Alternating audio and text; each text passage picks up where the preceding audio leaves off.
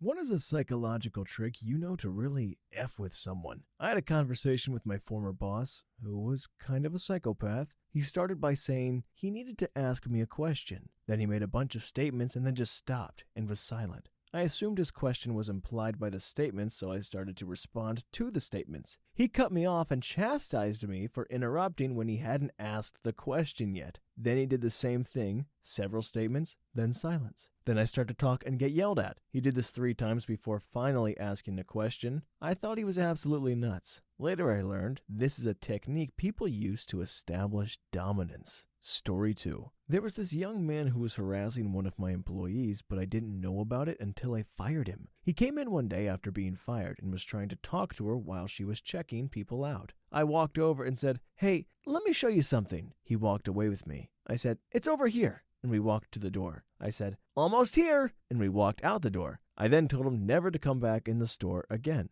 I was surprised he just willingly walked with me all the way out. Story 3. It's not really psychological, but let's say someone is 25 or 30 feet behind me while we're both walking down a hallway. There's a 90-degree corner coming up. I round the corner, then run really quietly so I'm really far ahead of the person behind me. Then I walk my normal speed again. When they round the corner, they're surprised to see how far away I am now compared to how normal I was walking. It's such like a stupid kind of harmless trick or prank or whatever you want to call it, but I do it all the time too. And I don't know why. I just want to seem like I'm a fast walker or something. Story 4. My boss handles stress terribly. So in one-on-ones, he tends to snap and spend the hour complaining about people. Sometimes people end up getting chewed out or yelled at in a meeting that's supposed to be about their development. When I first began in my department, he noticed me putting on perfume and said his wife wears the same one. It's not anything fancy, just one that's widely known. Every time I go into my one-on-ones with him, I apply the perfume right before. He generally speaks very softly to me and doesn't snap at me like he does with others. And I'm pretty sure it's because he smells me and thinks of his wife. I mean, he's a douchebag, but it's kind of sweet that just the thought of his wife is calming him down. Story 5. Point out something that someone does all the time. One of my coworkers would leave the office at the end of the day and forget his headphones. So he'd leave the office and have to run in again to grab them. I told him I noticed he always forgot his headphones and how he's self-conscious about it and never forgets them anymore. Story 6. Not really how to F with someone, but if you're sitting on a bus or train and don't want someone sitting next to you, don't put your bag on the seat. Someone will ask you to move it so they can sit down. Instead, as someone walks by, pat the empty seat whilst making direct eye contact with them and smiling. Works 9 to 10 times, but the one time it doesn't work, good luck. Story 7. Prolonged smiles. It stops people dead in their tracks. I personally love to do it when someone's chatting crap. You gaze directly into their eyes so they lock theirs on you in return and then plaster a ginormous grin on your face. Sometimes it directly gives the message you are unimpressed and they stop. If they don't, you continue to maintain eye contact and smile the exact same way. They'll become increasingly uncomfortable and lose their train of thought. It's also good to use at random times. Sometimes I'll just smile for a long time at my friends and you're able to see them physically writhe in discomfort at it. Smiling in such a way gives people a massive sense of insecurity, no matter who you are, because you feel the spotlight has unexpectedly been turned on you and you don't know why. Edit. The last paragraph is awkwardly worded. I don't purposefully give my friends insecurity or try to harm them. Within my friend groups, it's all within good fun. The discomfort usually results in laughter at the breaking point of tension from both parties with close friends. It should go without saying that with people you aren't close with, it's not going to leave a good impression and will probably cloud their vision. You should only be doing this seriously to people you can't stand or as a method of communicating disapproval in a situation where you can't speak without causing disruption. Communal gatherings, customer service, and the sort. And of course, this method is provocative. It's fun and amazing when used correctly, but provocative nonetheless. Most of the time, it'll shut people up, but if used against a volatile or vile person in general, it'll likely lead to an escalation. Just be aware of who you do this to, if anything. A safer but equally effective technique is pure silence, but this only works in a one-on-one conversation. Stop responding and they'll stop bullcrapping. But in a group of people, which is more likely, the smile is much better. Story 8. Nursery rhymes. Hum a few bars, stop, then start a few bars later and repeat. If you pick one person and one song for that person, it can be quite annoying, especially done over a few days or weeks. Had a group of engineer overseers, 3 of them to be exact, that I would always use the 3 blind mice every time they got close.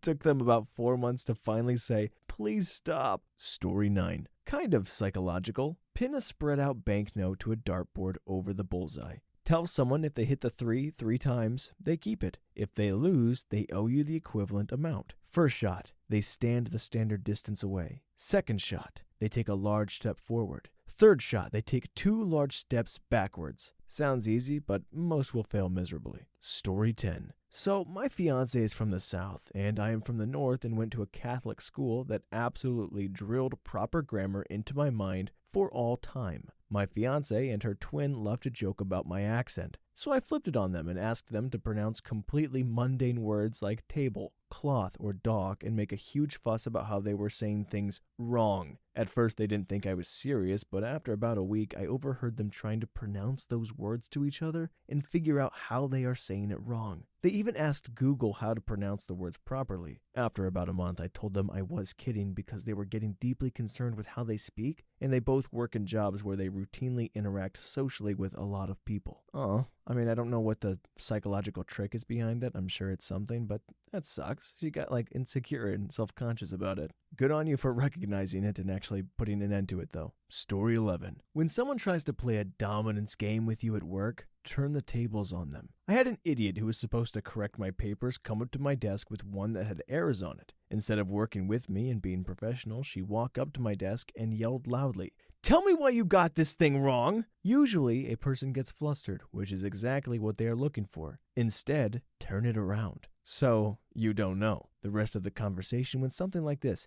"Tell me why you got this thing wrong!" So, you don't know. "I do know! I want to know why you got it wrong!" "Then tell me. I'm not here to play guessing games with you." "You're supposed to find..." Lower your voice and come back when you're ready to work with me. I don't have time for guessing games with you. I turned away from her and focused on my work. Completely took the steam out of her. It didn't improve our work relationship, but I was not going to be her target either. Story 12. My favorite will always be when someone makes an offensive joke or says something racist or sexist or homophobic, etc. I always love saying, "I don't get it," and then the look of confusion and fear comes across their faces. Best is when they say, never mind, and I follow with, "But I don't understand what you said. Can you explain it to me?" Too funny. Helpful way to make butt hats unlearn harmful behavior. Story 13. Randomly in class, start telling your teacher that he/she needs to wake up. The more people helping you, the better. After more and more people jumping in, increase in volume to yelling your lungs out.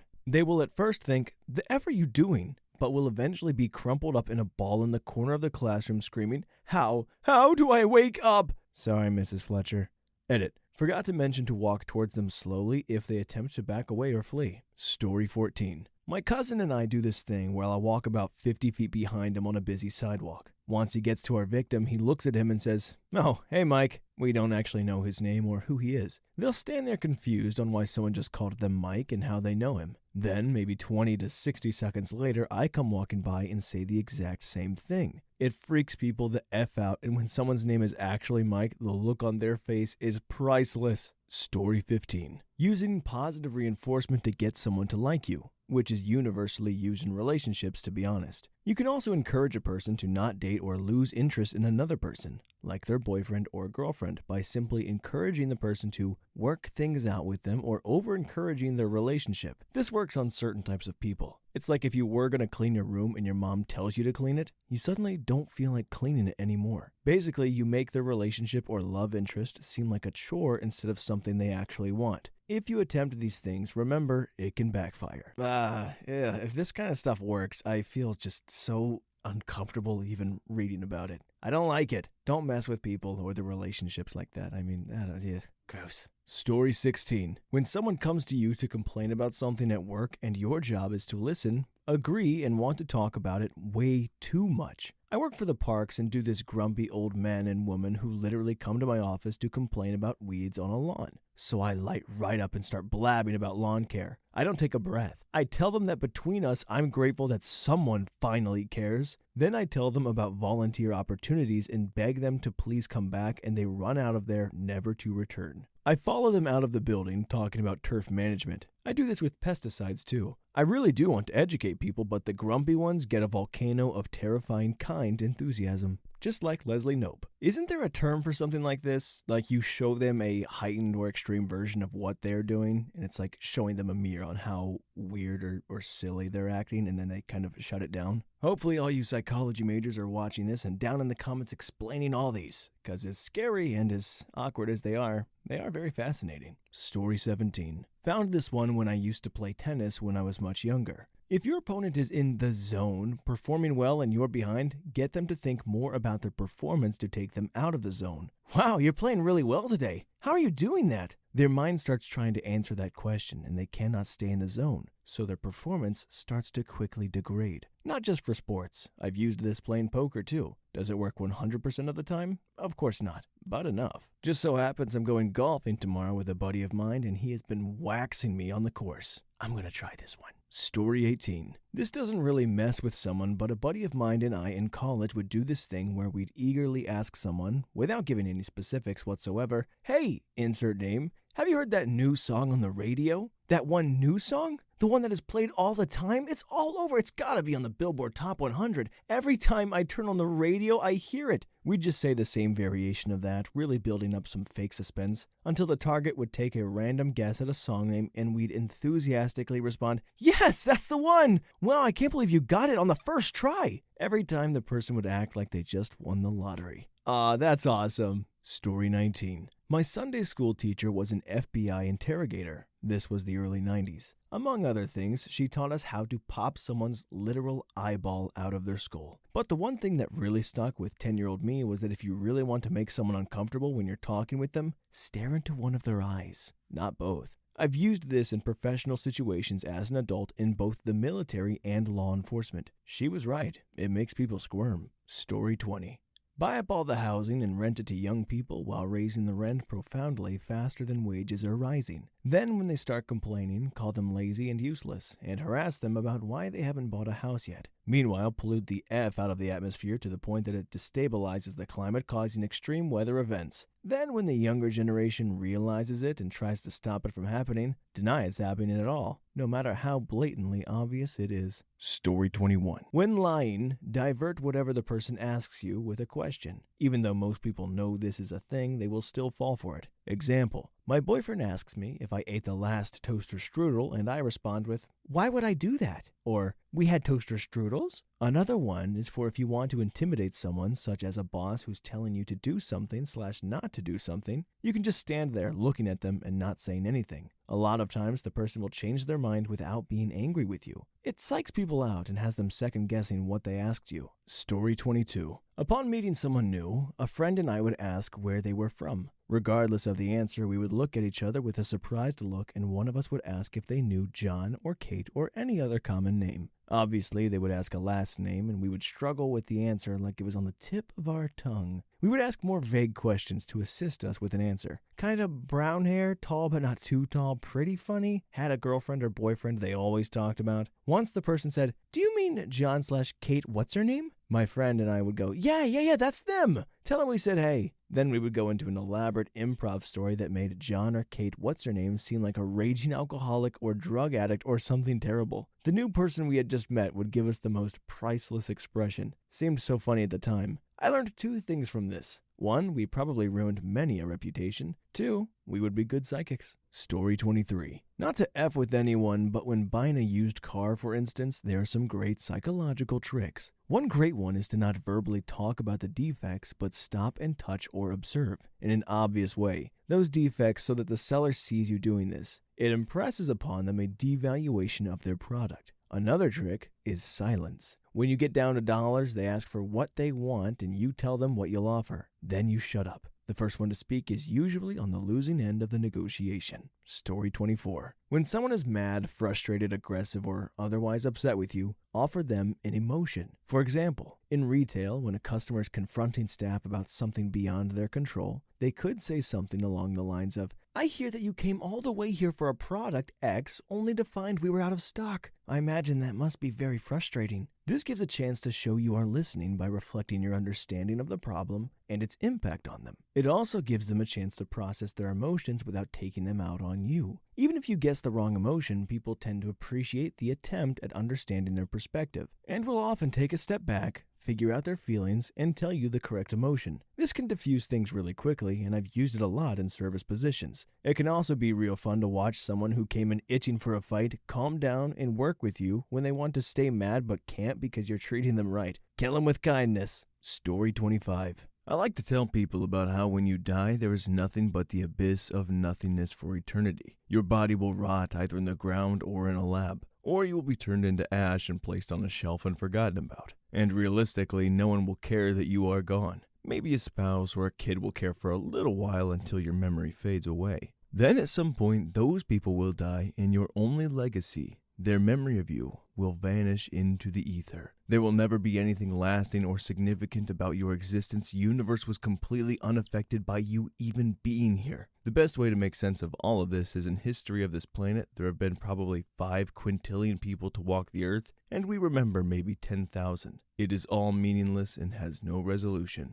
That'll F him up nice. That's some pretty dark stuff. But you know what, guys? It's not about being remembered. It's about this moment right here and right now. So, regardless of what happens in the future, you, me, us, right? This is what it's all about. Story 26. Ask a really big, stupid favor. Then ask for something that you actually wanted, a more reasonable one. The human mind becomes more sympathetic and thinks you basically owe them something since they turned you down, i.e. ridiculous one. Hey, can I get $20? I mean, it's $20, it's a hit or miss. If they say no, just ask for $5 the next time. It's a lot more reasonable in their head, so they'll feel more obligated to do such. Story 27. My friend used the Pavlov's dog trick to manipulate our boss. He was a good boss, but he had a temper that he allowed to get the better of him, which he unfortunately took out on my friend. He tried with me only once until he realized I would yell right back. So she started buying his favorite drinks, and each time he came into the office in a bad mood, she would hand him a drink before he had a chance to open his mouth. Her idea was that it would put him in a better mood every time he saw her, because he would think he was getting a drink.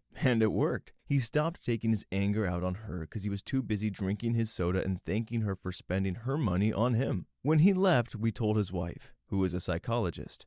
She thought it was the funniest dang thing she had ever heard. Edit to add, anytime she didn't have a drink when he came in a bad mood, he wouldn't get angry, but would instead look expectant at her. And when he wouldn't get a drink, he would walk away confused. That's how we started figuring out that it was working. Story 28. Pennies. You have to start slow, but the trick is you put pennies where your victim will find them. First week, maybe 20 cents spread about. One in a pocket, on the couch, floorboard of their car. Obvious places where you might actually find a penny naturally. Not the whole load in one day either. Second week, 40 cents. Hit some of the same places as the first week, but get a little more creative.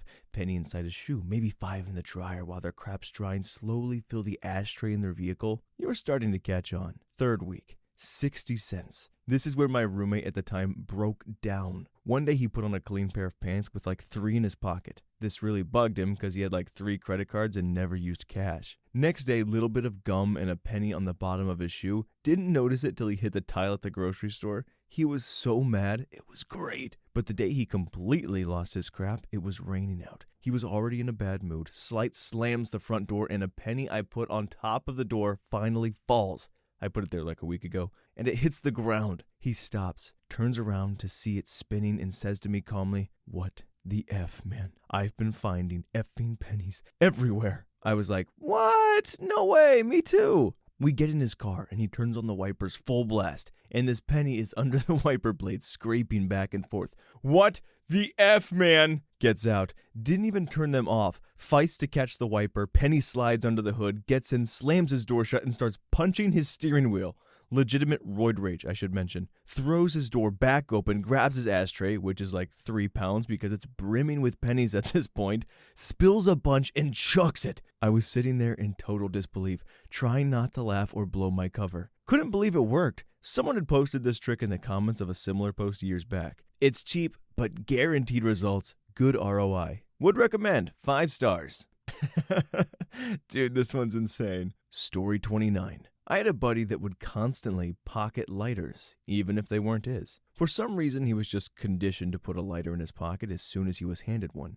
He got called out about this so many times that he reprogrammed himself to automatically stick his arm out, holding the lighter as soon as he was done lighting, to give it back to whoever handed him the lighter. It was a truly remarkable transformation. I started catching on to this subconscious reaction of his, and while we were having smokes, I would not take the lighter just to see how long he would keep his arm fully extended before he noticed what he was doing. Sometimes it would be the length of an entire cigarette. Amazing. Story 30. Personal space. At one time in my life, I worked as a teacher. One afternoon, the father of one of my students stopped in my classroom to speak with me about his son. This man was a head taller than I and probably had about 50 pounds over me. He wanted some things worked out for his son. Evidently, this man was accustomed to using his size to intimidate people. I don't think he was doing this consciously, and I did not get any sense that he was or would be aggressive. I think it may have been subconscious learned behavior. During the course of the discussion, he kept moving into my personal space. I would step back, and within a few minutes had managed to back me across the length of my classroom.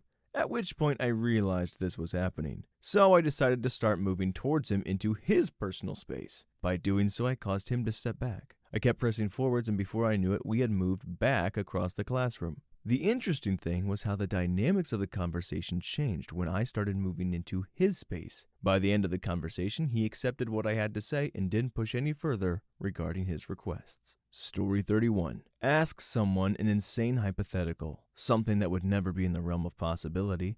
Find out their answer and make them feel ridiculous for feeling the way they do about it. For example, I asked my wife once, if I was a woman, would you be lesbians with me? She said, what the F? No. So I said, oh, so you only love me for my chicken. She said, what are you talking about? I said, well, clearly you only love me for my chicken if you wouldn't be with me if I didn't have one. That's really messed up. She got really worked up over that, started apologizing, making excuses, all because I made her feel weird for not wanting to be fake lesbians with me. It's hilarious watching people get so defensive over something that means less than nothing. Okay, so one, people have been using the word chicken a lot lately to avoid being demonetized. We need to find a better word. And two, I don't agree with psychologically messing with anybody's feelings, but if there's anyone to especially not do that with, don't mess with your wife, man. Story 32. Hire an amateur actor from a city or two over and have them approach you while you're with a target, and act starstruck and ask for your autograph and have them ask your friend to take a few pictures of you together doing some kind of strange salute. If they can do it in a foreign language to your own, the better. Whatever language they use, learn to say, "You're welcome," fluently and say it clearly as you part ways. After the encounter, act like you don't know what they were talking about. The key is to never reveal the truth. It will be something you take to the grave. This way you can add on to the mystery over the years in subtle ways. Story 33. Pulling a classic Kaiser Soze in a chaotic situation. Kaiser Soze is the secret antagonist in The Usual Suspects, whose identity is unknown until the very end of the film. For full plot twist impact, don't Google the name, just watch the movie. It's good. Spoiler-free explanation. When involved in a group conflict which is likely to end badly for you, or has already screwed you over in some way or another, just lay low. Pay close attention to what everyone else is saying and doing, their opinions and actions, but just keep your own voiced opinions to a minimum. Don't be an antagonist. Don't lash out. Just be quiet and wait for the right opportunity to strike, and strike hard. When someone is consistently quiet and reserved throughout a prolonged conflict, people subconsciously begin to overlook them habitually, based on the reasoning that if the quiet person was going to oppose them, they would have done so at the start. They're involved in the conflict, but not actively involved. A non-threat. You'd be effing amazed what people will do and say in front of you. If not, try to directly confide in you. If they see you as a sort of neutral nerd in the background. Somebody who understands what's going on but has shown no hostility in one direction or the other. Just that one guy that you forget is there half the time. They'll tell you their effing bank pin if you listen and nod for long enough. Story 34. It's pretty Pavlovian, but I had an ex-boss who was known for being late for everything. Meetings with staff, meetings with clients, meetings with vendors.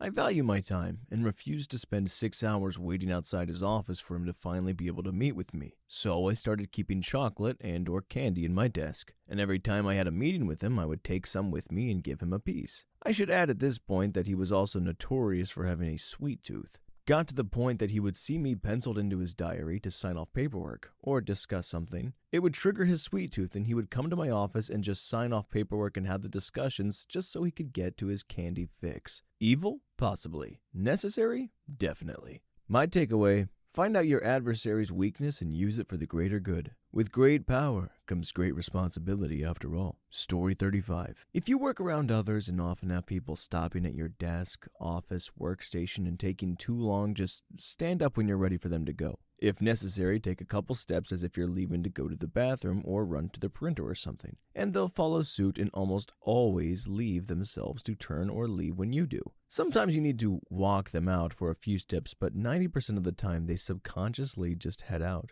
It's not even really effing with them, it's just using a bit of social maneuvering to play on those learned patterns. I do this all the time with coworkers who either don't know how to end a conversation or who are just babbling for no clear reason. And it works like a charm. Kind of sounds like when you have somebody over and you do the old thigh slap, "All right, this has been fun," and hope that they get the signal. But they really don't sometimes. They still haven't left. Story 36. Did you ever hear the tragedy of Darth Pleus the Wise? I thought not. It's not a story the Jedi would tell you. It's a Sith legend. Darth Pleus was a Dark Lord of the Sith, so powerful and so wise he could use the Force to influence the midichlorians to create life. He had such a knowledge of the dark side that he could even keep the ones he cared about from dying. The dark side of the Force is a pathway to many abilities some considered to be unnatural. He became so powerful. The only thing he was afraid of was losing his power, which eventually, of course, he did. Unfortunately, he taught the apprentice everything he knew. Then his apprentice killed him in his sleep. It's ironic he could save others from death, but not himself. Story 37. I was having a serious conversation with someone and something in the air was irritating my eyes. Don't know if it was their perfume or the weather, but I started slightly squinting. The person's demeanor changed suddenly, but we continued our conversation, but it was just awkward now. Much later, this person confessed they thought I was judging them, so it kind of stuck with me, and now whenever I feel like making someone feel awkward and uncomfortable, I just slightly squint at them while slightly nodding and without saying a word. Story 38. One time I was hanging out with my cousin. She would have been 2 or 3. She was wearing this little giraffe onesie, cute as a button. She was very seriously explaining to me how she knew the sound animals made. Cow? Moo! After 2 or 3 standard ones, cat, dog, sheep, I said as if totally expecting an answer, "And what sound does a giraffe make?" The look on her face was gold, concentration, confusion. She was trying so hard to remember, and then she turned to ask her mom, who was just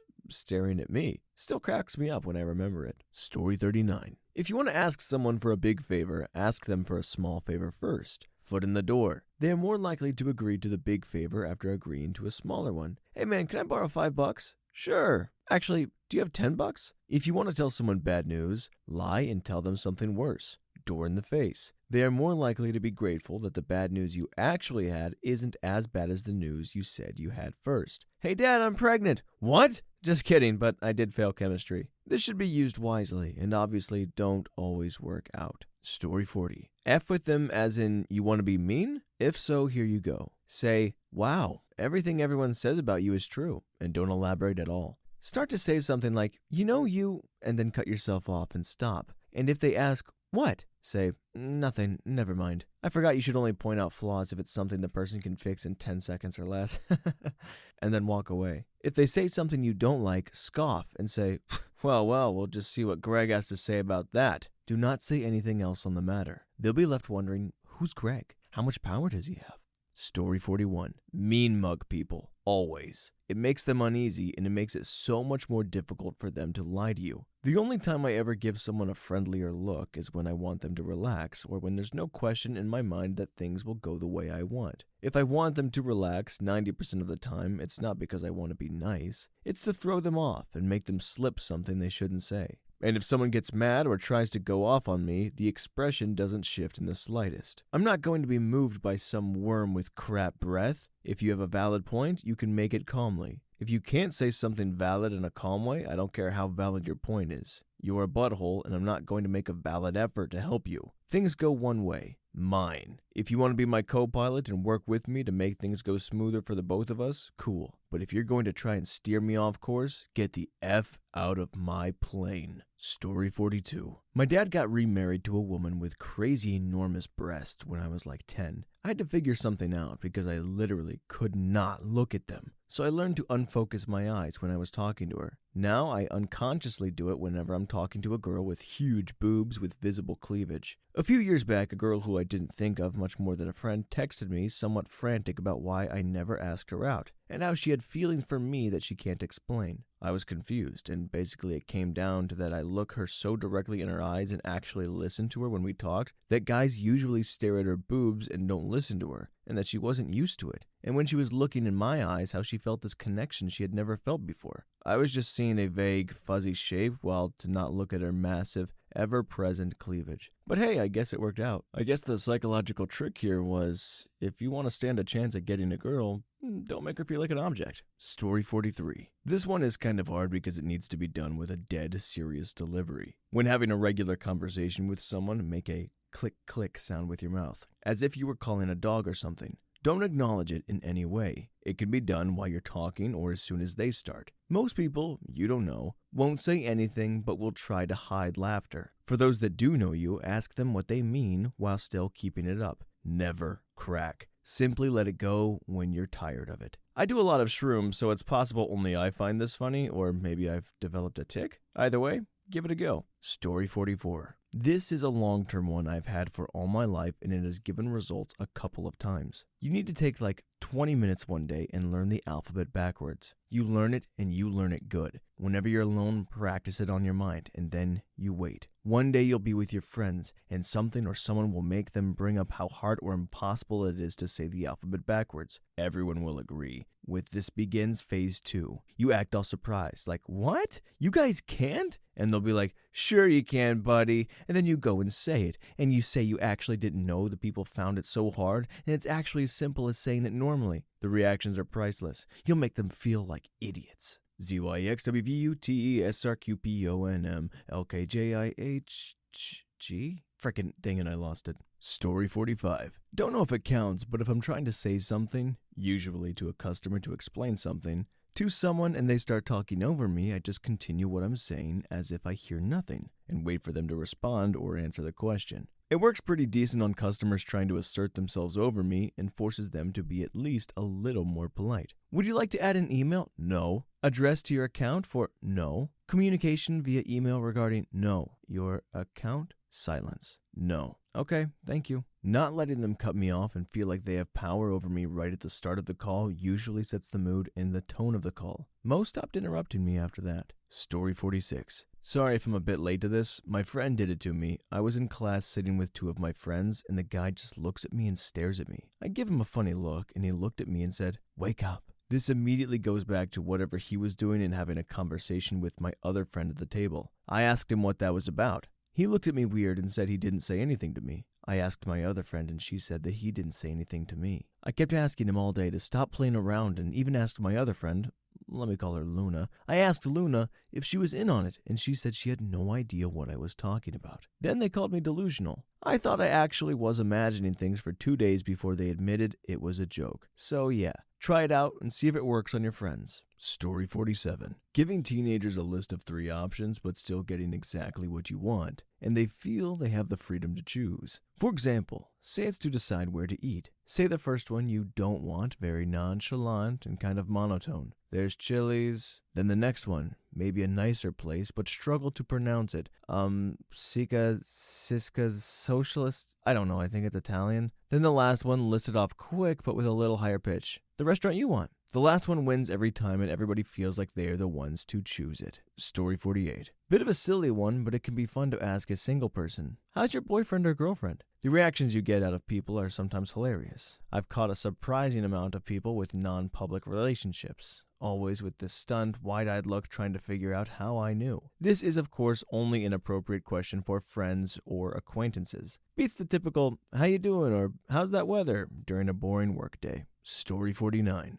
A guy I was seeing was being really inappropriate. Nowadays it'd be considered harassment, and I was having a hard time getting him to knock it the heck off, as were our friends. I pulled out the big guns and crushed him with some really old school behavioral modifying language. You're really disappointing me, and I know you're really disappointing your friends. It was one of the few times I've ever watched a person literally fall apart. His knees literally collapsed. I drove home and didn't talk to him for nearly a week. I broke it off with him soon afterwards because he just couldn't see what he was doing as wrong. Story 50. With rude or invasive family members or friends, you can condition them to avoid certain topics through repeated training. How? Whenever they bring up something you want on the do not bring it up list, you don't respond. Look slightly over their shoulder with a pleasant look on your face, like they didn't just say something rude. Once just enough time has passed to make it feel uncomfortable, make eye contact, smile, and start talking about something else. Doesn't matter what it is so long as it's a safe topic of conversation. The break in eye contact / attention makes them feel uncomfortable, and then when you make eye contact and talk to them again, they feel relief. They begin to associate the uncomfortable for them feeling with whatever topics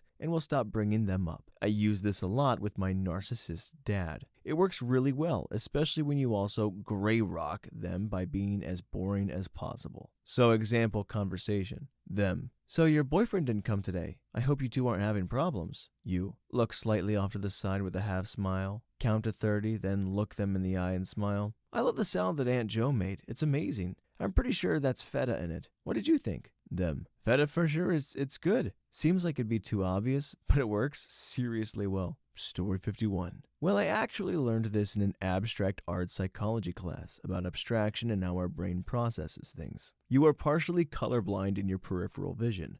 Our brains memorize colors that the color-sensitive cones in our eyes see and try to retain those colors in memory to fill in. You're not seeing it in your peripheral. This sets up a pretty cool trick. Take like 3 to 5 different color markers with colored caps, or really any similar set of items with color variety, and stand behind your subject. They are tasked with identifying the color item that you will slowly slide into their view from behind them. Some colors are more visible, still for reasons I can't remember, but generally you can trick people a bit on the colors. Story 52. My oldest brother used to torment me with annoying pranks as a kid. You position yourself in the peripheral as to be able to catch their attention and not be directly in their focus. Then stare at them without breaking focus. Eventually, they will notice that something is up. As soon as they try to turn their head to look at you, you quickly flick your eyes to look at something behind them and pretend you weren't looking at them at all. Your eyes are fast, so they may not notice. They will naturally think it was in their head and go back to what they were doing. It's fun to see how long you can keep it up until they finally lose it. Story 53. Actively forgetting people's names and replacing them with really good compliments to a third party who knows you know their name. Coworker B. Where do you want to get lunch today? Guy A. Remember we ate out at that empanada joint? Coworker B. Yeah, that was pretty good. Guy A. And that chick, I forget her name, but the one with the really good posture that sits super upright? Got the spinach one. I'm getting that thing again for lunch. Coworker B. Oh, Michelle, yeah.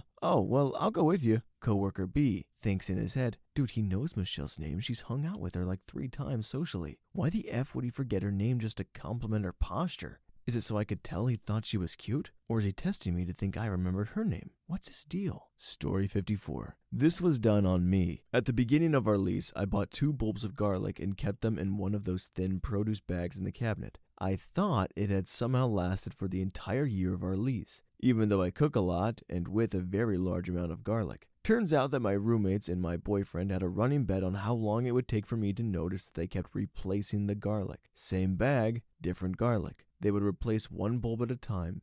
It just never clicked in my head, and when they finally told me on the last day of our lease, I cried. Story 55. I'm late. My personal favorites really confuse the crap out of people. When standing in a long line which goes through a doorway, close the door when you get there. Then open it and walk through when the line moves a bit. Once you're through, try closing it again. I don't know what it is about this, but people will try for their lives to keep the door open and look at you like you're not of this world when you close it. Works best in busy little food businesses where the line is going out the door. Story 56. A couple tricks I learned in sales. If you want someone to like you, ask them to do a favor for you when you first meet them and make sure to thank them. Something small like holding a door open, giving you directions, or passing something out. People like to feel helpful and kind, and they will associate you with that positive feeling they got from helping. Forced choice is a more commonly known one that's often used with small kids but will work on anyone who doesn't know the trick. Only give people two options, and they will likely pick one of them instead of suggesting a third while still feeling like they had the power. Do you want to go to bed now or after one more episode? Would you rather go to restaurant A or are you in the mood for restaurant B? Are you ready to buy today or would you rather test it out first with a free trial? Mirror someone's body language and speech if you're trying to persuade them of something, and they'll be more likely to agree with you. If they use certain expressions a lot, use them too. If they sit leaning forward with elbows on the table, sit the same way. Story 57. Tell them they have pepperoni nipples and keep reminding them. There was this guy that was around 16 and he kept bullying this 12-year-old at our residency. And he would call himself an alpha male and talk about how everyone else were beta males. He was on some manic bipolar trip and it was upsetting people off and the younger kids were being put down a lot. It got really annoying, so I said he had pepperoni nipples.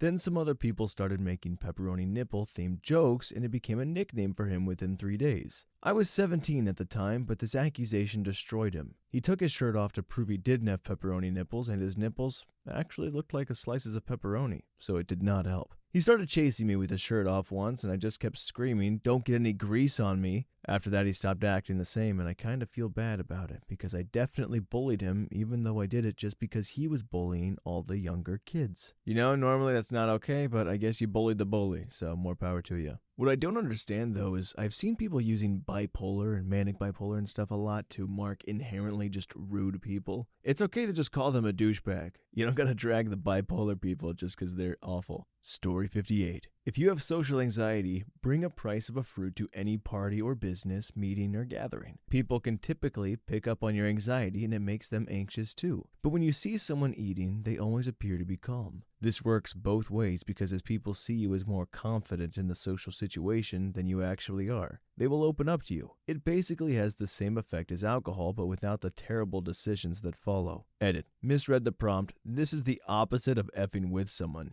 So here's how to F with someone. Ask them to pick a number between 1 and 5 or 1 and 4. Most people pick 4 and 5 respectively. Simple, wholesome, effery. Story 59. This will be buried, but here we go. When a customer is irate, let them rant without saying a word. When they stop for your input, long pause and reply with a calm, "Continue." It forces them to start talking again, and 100% of the time they will start rationalizing things from your point of view for you. Your company screwed up X, blah blah blah blah blah, angry mouth, diarrhea, blah blah. Continue. I mean, I get why you guys do it that way. It makes sense for you to handle X that way even if it doesn't make sense to me, etc. I've used this trick in sales for years, and I love it. Story 60. I used to throw questions and commands at some friends for the playful joke. Me. "Hey, how are you today?" Them. "I'm good, how are you?" Me. "Great. Did you see the new Star Wars film? It came out in the cinema recently." Them. "Oh, really? Yeah, I have to go see it soon. Do you want to go see it again?" Me. "Oh, I like your shoes." Them. "Thanks." At this point, I interject over their speech with me, "Give me your phone." Them. What? They hand me their phone while distracted in mid-conversation, oblivious that they are following the command. Me. "Yeah, sure, I could watch it again." "Oh, do you want your phone back?" Them. "How? Wait, what's going on?" Overloading people can be used maliciously, but it doesn't work on everyone. But it's a great little trick. Story 61. Alright, I'm not sure if these count as psychological, but they certainly can F with your mind. I know 2 ways to make your body malfunction. Firstly, your hand flat, palm down on a table. Then lift only your ring finger off the surface. Now fold your middle finger under your palm and lay your hand as flat as possible with the other 4 fingers touching the table. Try to lift only your ring finger again. You won't be able to lift it because the tendon that does so is connected to your middle finger. Trying to move it with the middle folded under would be like trying to make a car's tires rotate in separate directions. Next, while sitting down, lift your right foot off the floor and continuously turn your foot so your toes trace a circle in a clockwise direction. While you keep the circle going, take your right index finger and draw the number 6 in the air. Your foot will change directions involuntarily. The right foot and the hand are both controlled by the left side of the brain, so sending contradictory signals, clockwise motion in your foot or counterclockwise in your hand, makes them cancel each other out and synchronize movement. Comment down below if you were able to successfully do either one of those or none of them. I failed on both. Story 62. Sometimes when I'm really bored, I just randomly gasp really loud, like I've just seen something crazy or realized something really important. And it always makes people freak out or get scared. Also, when I'm talking to one of my friends, I'll just stop talking and immediately look in a random direction, usually somewhere behind them, and widen my eyes. It usually gets the same reaction, but you have to do it in a certain way to make it convincing. The only downside is that people get mad at you if you scare them bad enough. Story 63. I remember reading a comment on a similar thread forever ago about how if someone is talking and you hand them something without saying anything, chances are they'll just take it and, once they're done talking, not be able to comprehend how it got in their hand. I've used this a lot against my friends, usually with trash. Now they all know, too, but I've fallen for it a couple of times. I do it less often, but it was fun and can be convenient for when you harmlessly want to lend garbage you don't want to throw away to your friend and refuse to take it back. It's always lighthearted. If someone gets serious, I'd take it back, of course. But yeah, 9 out of 10 trick. Story 64. Support coworkers in the beginning, but eventually let them fail by limiting support. Support them to get the job or role, which you know they will suck at without help. They fail as expected. You swoop in to save the project, knight in shining armor. They think you helped them succeed and complete the project, but really, it's the other way around. I've seen so many managers do this to get noticed by higher-ups. It's effed up and leaves a lot of collateral damage, but companies reward results, not how you get them. I personally don't subscribe to this. Story 65. People rely a lot on mannerisms and context clues a lot more than they realize. There's an endless supply of ways to F with people just through body language. Some simple stuff would be like straightening up before an elevator stop while distracting someone with conversation. Many times they just assume it's the ground floor and walk right on out. Specifically because I know it upsets my boss, I like to put my fist to my mouth, raise my index finger, look him straight in the eye, then say, "Never mind," and walk away. How you say things can also F with people. One time I bought some edibles, but not very good, from a 7-Eleven at lunch. On my first bite, I widened my eyes, nearly shouted to my coworker next to me, "Oh my gosh, wow!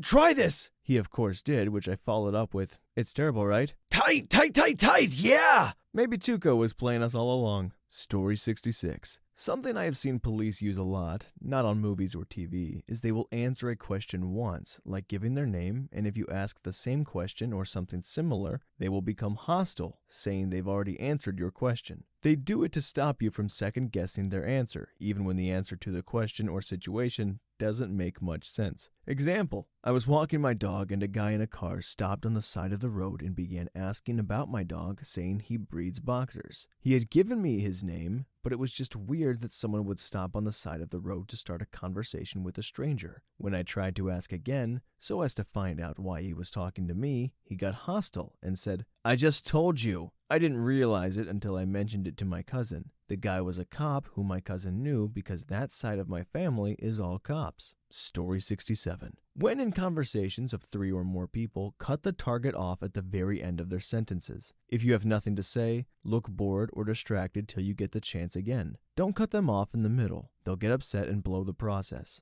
Do it at the very end so they've said their piece, but still feel slighted every time. They'll feel more and more dismissed and will speak less. They won't speak up because you didn't stop them from saying anything. I did this to a guy that was bullying me in high school. I did it for months, and over time he talked less and less, not just when I was around. An extroverted bully became a closeted introvert in a matter of months. Story 68. With anyone who is arguing with you, interrupt by saying, "You're exactly right." Then make your point, even if it contradicts their comment, by finishing with, "And that's why," and tell your own thoughts. It totally blows their mind, catches them off guard, and for the first time, they're actually listening to you again. They are so hyped and ready for you to contradict them that they usually can't speak for a minute. You agree with a part of what they're saying, then take the convo pretty quickly toward your own opinion. My only other tip, if you're on the phone with someone who's rambling and won't get to the point, act like you're switching to another line very quickly or someone's at the door, etc. Then come right back to them, apologize and say,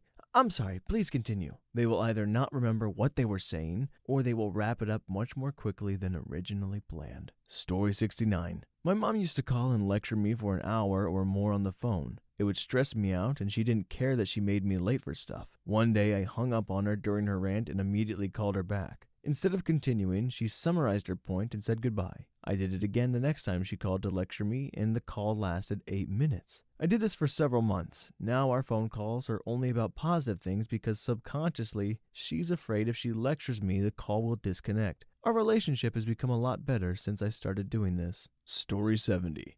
Step 1. Make up a fact. Could be anything, but it works best if it's political. Pick your victim. Step 2. Say your fake fact. Something like, Donald Trump did some obscene thing in public yesterday. Isn't that crazy? And get them to repeat what you said in some form or fashion. All that matters is that they say it back to you out loud. Step 3. Wait a couple of hours or a day, then talk to that person again. Instead, this time, say the truth instead of your made-up fact. Maybe say, Donald Trump had an uneventful appearance in public yesterday for once. Step 4. Watch them defend this fake fact you told them to the death. They will argue with you for an unreasonable amount of time that Trump did in fact do this thing, when in reality, nothing actually happened at all. This is a very funny trick to play on your friends, although I don't recommend doing this on your significant other. They don't often appreciate the manipulation. The reason that this trick works is because your brain is your biggest fan. If you say something, it will believe you 100% without question. People can tell you something all day, but it's not until you verbally confirm it to yourself that you believe it. This is actually one of the reasons behind fake news being such a problem. Someone reads an article saying something fake, and even if they aren't 100% convinced, they tell their friends. Once that happens, the belief in the event is solidified in this person's head forever. Weird stuff. A lot of people are saying I did something, I didn't do anything. It's still not there. Story 71. So I read in a book a while back that if you don't know how to fight to act like a total lunatic, chances are you will scare most people away. And if they really know how to fight, you are probably going to get your butt kicked anyways. Story time. I was super drunk outside a beach bar and apparently said something to upset some guy. He starts getting in my face and my drunk butt let my ego get in the way and didn't step down. Well, things heat up and his friend sucker punches me. I fall to the ground stunned. Even in my drunken state, 2 things crossed my mind. 1, I have 0 coordination. 2, I don't want to go to jail. So I get back up and scream at the guy who hit me like a Mike Tyson quote, I'll F you till you love me, you little female dog. Mike uses a gay slur in the actual quote, but my useless friend who didn't have my back doesn't like gay slurs, so I changed it. You're welcome, Matt. And the guy who hit me replies, Whoa, you're effing weird, dude. And we both went our merry ways. Story 72. This thread just reminded me of a story about Sid Barrett. If anyone hasn't heard of Sid Barrett or Pink Floyd, look them up.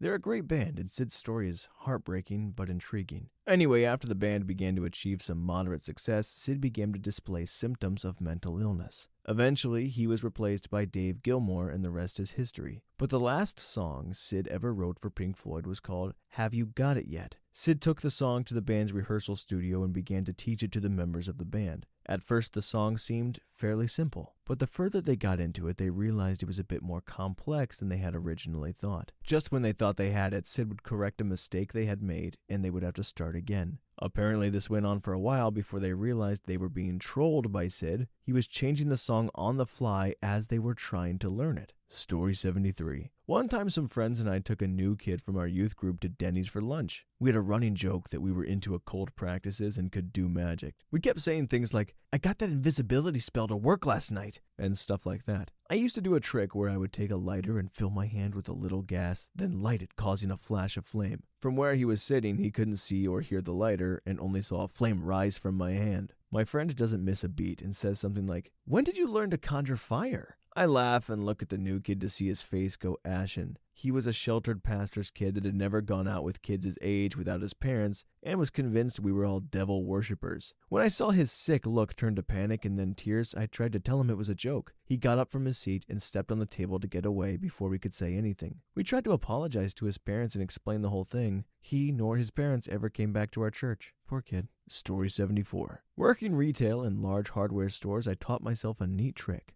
Most customers are going to shout from halfway across an aisle for every kind of reason. Oi, boy, what's the price on this? Where's the such and so at? Never a good day or excuse me, can I ask you something? Not even so much as a simple hello. So I forced myself not to react immediately, but simply put whatever I was stocking down. Walk over at a normal pace. I then just look at them and go along the lines of, hello, good day. Can I help you with anything? They'll always greet me politely and sometimes rephrase their demand more as a question. Works every time. Makes the entire exchange more friendly and pleasant. I've been calling it the retail reset. Story 75. More of an experiment than an instant psych trick. I learned about the Pavlov's dog experiment during college. So I tried an experiment with my friends. I would either click my tongue or whistle whenever I was with them. After about 2 weeks, they would start responding and look in my direction whenever I made the sound. 2 months later, it got so specific that each friend would know who I was calling even if we were all hanging out as a group. Now, whenever some random person whistles, they look at the direction and they're confused.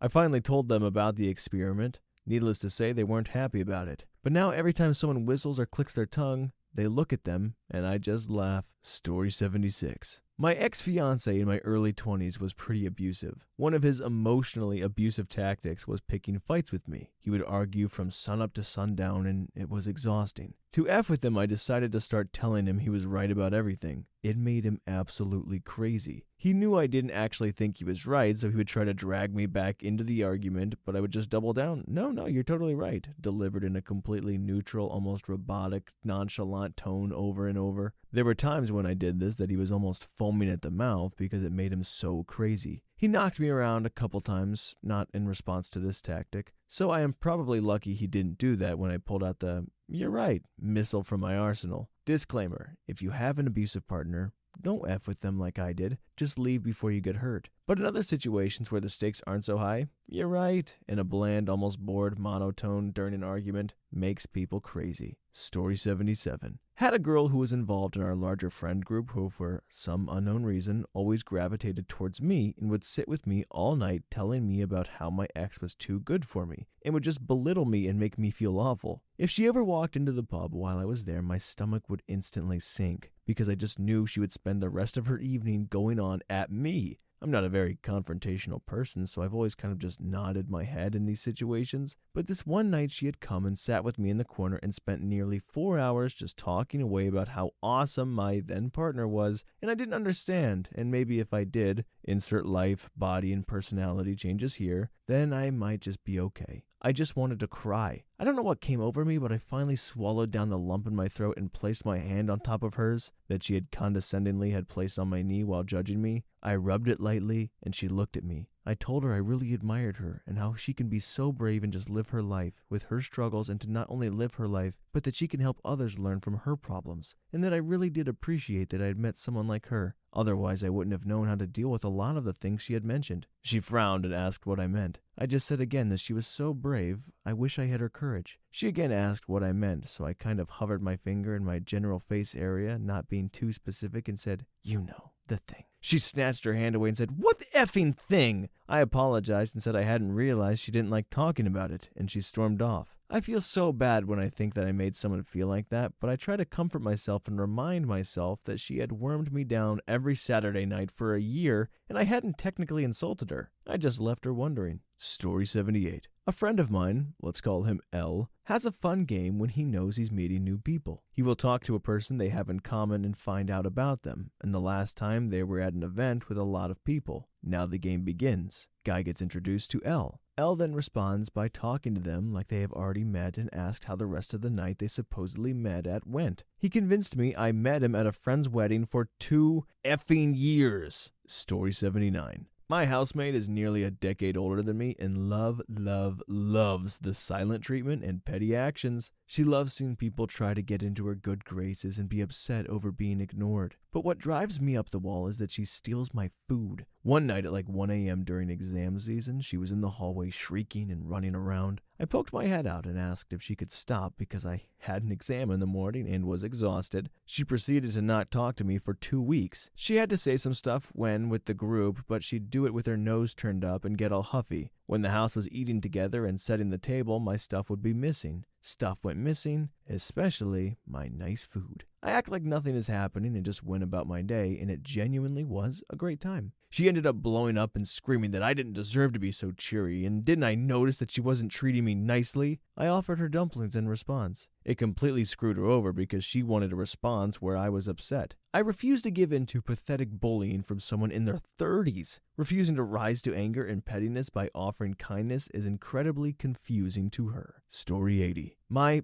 boss, F, was a ball buster. I got another job offer, which was much more appealing, and took it, and then decided to hold my notice to see if I could get fired and receive a severance. So I made some tea, poured it into an empty bottle of Jack Daniels, and put it brazenly on my desk. Every time my boss walked by my office, she had the habit of looking in to ensure I was working. So every time she did this, I would take a swig out of the bottle. She didn't say anything at first, but then began to walk by more frequently. I eventually drank all the contents and did this daily for a week until she cowardly sent me an email to let me know I was terminated and referred me to HR for more info. I laughed all the way to the bank. Story 81. I saw this on YouTube. This guy has a parrot that was standing on the arm of the couch. The guy was standing next to an open door, and he had a sheet that he was holding as high as he could, so the parrot could not see its owner behind the sheet. He let go of the sheet, and before it could drop to the floor, he ducked behind the open door. When the sheet fell, the bird freaked out that his owner had disappeared right in front of its eyes. He stayed on the couch arm and was looking all over the floor for his owner, and the whole time he kept repeating, "What the F? What the F? What the F?" etc. Story 82. Oh, my girlfriend taught me one trick. Every time we argue and I'm about to go angry, she agrees with me. That will A. End the conflict,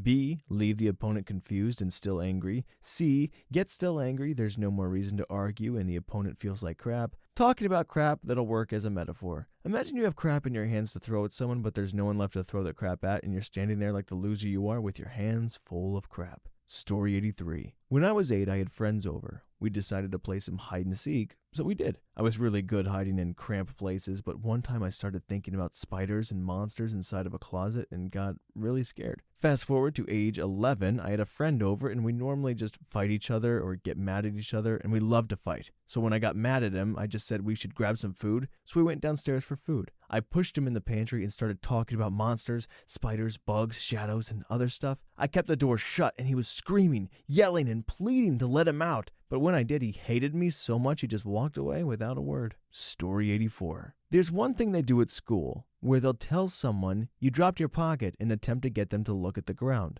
I especially love to do this with people who are wearing hoodies. About 50% of the time I got someone to look down and then they realize I tricked them. But what they didn't know is the moment they looked down, I would stick a random object in their hoodie. I remember getting at least 3 people. The first guy, I dropped a wad of notebook paper in his hoodie. The second, a bunch of paper clips. In the third, I managed to sneak in a large, empty water bottle in his hood. While everyone was transitioning classes, I saw this one really tall dude who had his hood sticking widely from his neck. I told him, "You dropped your pocket." And he took the bait. He literally bent over to look at the ground, low enough that I could easily and gently place a banana in his hoodie. He realized he dropped nothing and said, "Dang it, I fell for it," and walked away. Later during the day, we were called to a meeting in this place called the lecture room, which is a room with many rows of seats going down a staircase-like slope, and a front stage being at the front of the room with a projector and a whiteboard. When we all finally took our seats in the lecture room for the meeting, I saw that same guy sitting in one of the rows of seats closer to the front. I noticed him quickly due to his height, and since I was in one of the rows closer to the back, I was higher up and could see that the banana was still in his hoodie. I wanted to laugh, but I held it in with a straight face.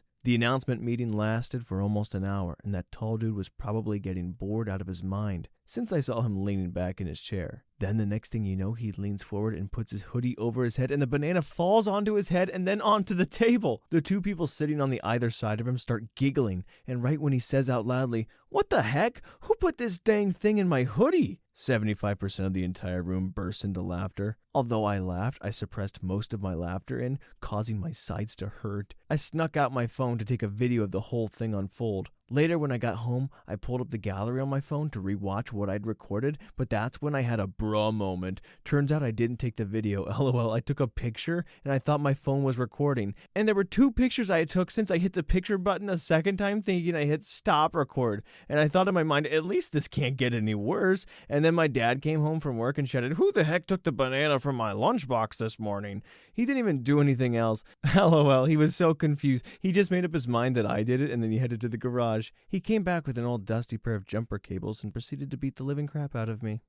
That whole story took such a big turn in tone and really all of it. But hey, if you're listening to this, you dropped your pocket. Story 85. I am so late to the game here, but I'm going to post it anyways. Write the word carrot on a small piece of paper before you start this. Put the paper in your pocket or hold it so that nobody can read it. Next, ask for a participant, but don't tell them what's up, just that you want to show them something you've learned. Next, give them maybe 5 to 10 simple math problems whose answer is the number 6. 5 plus 1, 12 divided by 2, 3 plus 3, etc. After that, have them repeat the number 6 in their head until you tell them to stop. Let them do this for about 30 seconds. Tell them to stop, and then quickly ask them to name the first vegetable that pops into their head. When they answer carrot, reveal your paper with carrot written on it and watch their mind break. To be fair, I've seen a failure rate of about 10% or a little less where the person will answer something else. In the event they answer a fruit, reply, "That's a fruit. Quick, name the first vegetable you think of." And usually you'll get carrot. As a contingency, I'm just going to write down a bunch of different vegetables.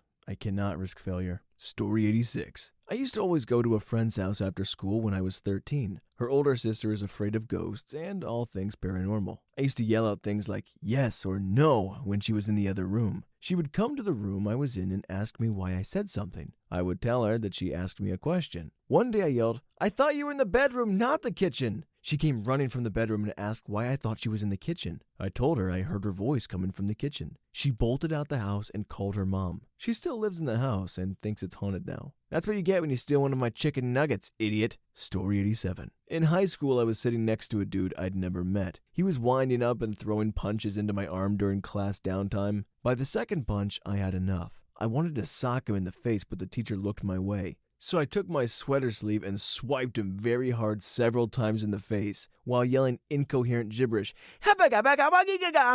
I said after every swipe, and increasingly got louder. I was going for the mentally unstable play. He just looked at me with a confused expression. Maybe my sleeve hooked around his neck gave him whiplash too. From that day, nobody effed with me in high school. We also got to know of each other through mutual friends. F that guy. F you, Jason. Story 88. When playing rock, paper, scissors, shortly before you start, make a hand gesture indicating what you want your opponent to show. Just wave your hand in the scissor shape for 2 seconds, for example. Then they're likely to subconsciously choose that. After that, if you go for multiple rounds in a row, your opponent will likely copy what you did last round. I would win like 10 rounds in a row like this, and people were amazed. Story 89. In a bar, palm reading a girl. There's a good guy that really likes you, but you're not interested. And there's another guy that you're interested in, even though you know he's not good for you. Telling off a guy, "I know everything about you." You put on a shell of a tough guy, but everyone knows that you're full of crap and an insecure fake imposter. You know you'll just be a disappointment to your family and every woman you ever love, and your left nut hangs lower than your right. Hint, the left nut hangs lower on over 90% of men, if memory serves, but it can really shake someone up that you know that much about them. Story 90. Many have probably heard the rock, paper, scissors trick. You ask someone to rock, paper, scissors, and right before you count off, you say, "Wait, what color is your shirt?" As soon as they answer, you nod or whatever, but try not to say anything. Then count off and play. In my personal experience, this works about 7 out of 10 times on the first try. Some people will get what is going on and always play something other than scissors, but majority of the time they will throw scissors. Proceed to annihilate them with rock. They'll be so flabbergasted the second round should be cake. Story 91. Something that works with soldiers is looking down your nose at them, and it's weird. I only know this because my dad told me how to talk down to someone to, put them in line. Had a Marine semi work for me. Well, he worked for me, but I was confused. He was older, had seniority. At that company, a blue hard hat signified foreman, and we both had blue hard hats. He was a Marine, so they let him be a boss. Great guy,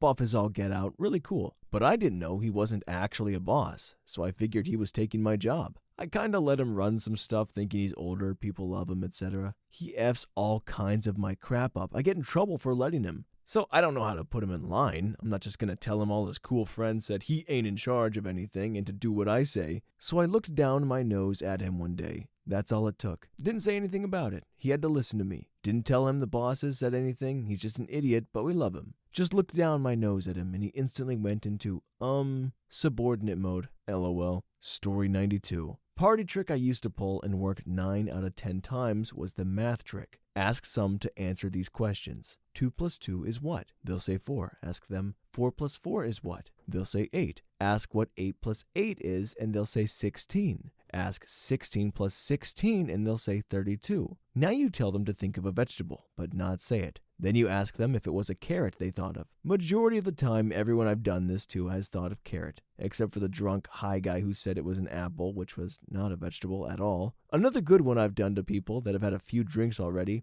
dip your finger into some ash from an ashtray. What up to them and ask if they'd like to see a trick. Grab their hands and hold them up palms down, pressing the ash into a palm. Sup other finger in ash again. Turn the hand you didn't secretly press any on upright and press the dot of ash. Flip it back over and tell them to make a fist. Then you hit their fist with yours lightly. Have them look at your hands and they'll wonder how some got in the other hand. Kinda basic trick, but works well in a party setting. Story 93. LOL, so someone had snitched on me for something trivial and nobody would say who. So I just started ranting about what an idiot the snitch must be. No honor, no respect, blah blah blah. Didn't think this could possibly work, but sure enough, a minute in I get my answer and a challenge to fight over it. Then a few months after that, someone stole something worth like $2 from me. It was just crappy because I would have just given it away if anyone asked. So I wait till most of the prime suspects are grouped up, and I go on a nearly identical rant about what kind of person this thief must be. Lo and behold, another person flips their lid and challenges me to a fight. No, I didn't accept either fight. They were too scared to throw the first punch, and it was too stupid for me to get in trouble for. Story 94. Being flat out blunt about something during a conversation when someone is saying something you don't like. Most people don't expect to be called out like that. They expect you to stay silent and laugh it off. So do the opposite. For example, a few days ago I managed to get a box of cookies for free as a promotion for a new cookie shop opening. I shared it with my coworkers, and because I'm Chinese, one of them demanded to know if I got it in a certain Chinese neighborhood because there were rumors of the virus there. I looked him straight in the eye and said, "Racist," in the calmest voice ever. He stopped dead in his tracks, eyes wide and silent. It was the funniest thing ever. It was like his entire system crashed. He didn't speak to me for an entire day because he was so flustered. Story 95. This is more of a positive way to F with someone. At a relatively small bar, two buddies and I were sitting close to the door. One of them says, "Hey, every time somebody new walks in, let's give them a round of applause." So we do this. The first time, we got a few people to join in. Second time, probably double. By the third or fourth time, most of the bar was in on it. Every new person or group that came in walking into a round of applause that got more and more boisterous as the night wore on. In the couple hours we were there, most of the bar had been welcomed and must have thought it was a custom. Story 96. While you're talking to a friend, just having a normal conversation, like just standing in the halls and talking, slowly back away from him or her. Take a very small step every minute or two. They will most likely step forward towards you, and if you do it correctly, you should be on the other side of the hallway without them even noticing. Another one is while you're in class or something, or just talking and doing normal stuff with your friends. Just start laughing out of nowhere, and then just slowly stop and start back up from before you started laughing. If you do it correctly, they should drill you about why you just started laughing. Make them confused. Story 97. Restaurant cook. We F with each other constantly. Here's my favorite. "You ain't gonna forget me" trick. Threaten your coworker with hot tongs all day. Like they know they're hot and be like, "I'm gonna burn the crap out of you," touching at their sleeves or legs or falsely at them. Absolutely do not burn them, but once you have them convinced, you start to put the hot tongs over a burner or whatever. Just make sure they see you are determined to burn the F out of them. But you don't. I can't stress this enough. This whole time you have some tongs in the freezer or someplace as cold as possible. Then you let the joke drop. "I'm just effing with you." As soon as they relax, nail them in the neck with the frozen tongs and watch them squeal. It takes some setup, but it's worth every minute. Story 98. I'm sure this will get buried, but here it goes. A psych study found that those who identify themselves as conservatives interpret vague statements and those with double meaning negatively much more than people who identify as any other ideology. So if you want to mess with a conservative's head, just keep making statements that could vaguely be considered threats if interpreted negatively. Make double meaning statements that you can plausibly deny the negative interpretation. You can even make these statements right in front of other people, and most will give you the benefit of the doubt, while the conservative will not. You can gaslight conservatives right in front of other people and still have plausible deniability. More so, another psych study showed people a blurry face. Conservatives consistently attributed negative attributes like hate, menace, and threat to the face than anyone else. Yet another psych study showed the same negative interpretation to situations where words and body language did not match up. Conservatives consistently interpreted mixed body language signals more negatively than anyone else. The more strongly a person identifies with conservatism, the better this works. I did this to a very conservative guy at work for about 2 months before he had a complete emotional meltdown in front of everyone. But even the people who witnessed my gaslighting him did not believe I did or said anything wrong. I did the same to a very liberal guy at work, and we became good friends. He quickly learned to take the positive interpretation or simply asked what I meant. Story 99. Pushy and aggressive people are instantly shut down by physical violence. Now, this doesn't sound like a big trick, does it? Believe me, it is. Particularly in Eastern Europe, where violence is somehow part of daily life. Most people were ruthlessly beaten in their childhoods. It was normal for a teacher to slap a kid, and other abuse was, and still is, rampant. I now live in Canada, where such things are, if not unknown, but aren't happening and aren't thought to be manly. In my home country, I knew many people who were proud that they were a-holes to their kids, their coworkers, or just a random person. I can't even count how many enraged drivers I had to knock out while cycling in my home city because they thought they must punish me for driving on their road. You know, they have a car, so they are big, strong adults, and I, on the bicycle, is, well, yeah.